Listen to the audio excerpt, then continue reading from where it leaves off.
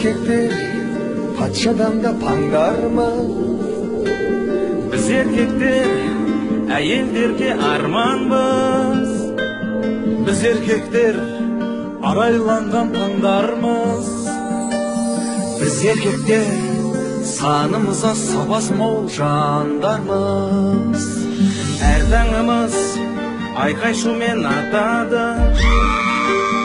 Әр күніміз айқай шумен батады. Ерте келіп жаным күнім десең де, бұл әйелдер теріс қарап бұртиып ап жатады. Сұлу көрсең тоқал алғың кеп тұрады.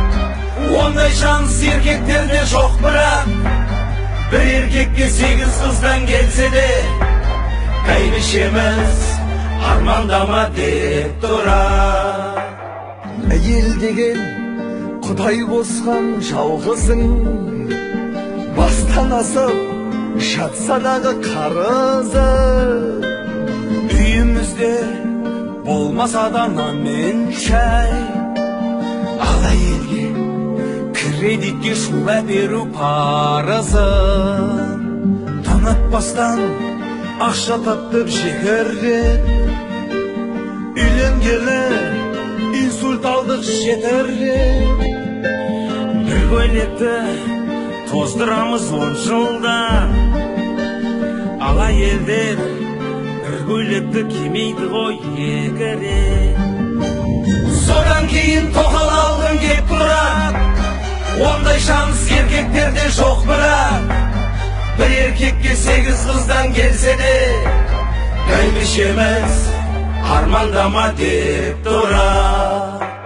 Түн жарымда SMS келсе қандайда, жүрегіміз қылп етеді сондайда. Где ты, жаным деген сөзді оқыса, қызғанбастан қарындасы деп ойласа болмай ма? Өмір деген ақ пен қара жолақты, қалтамызда қаражат жоқ қомақты. Әр нәрсені бір ойланып шаршаймыз. Әй қатындар, жетіскеннен ішмейміз ғой арақты. Ішіп алсақ тоқал алғың кеп тұрады. Ондай шанс еркектерде жоқ бірақ. Bir erkekte 8 kızdan gelse de kaybışemez armandama деп durar.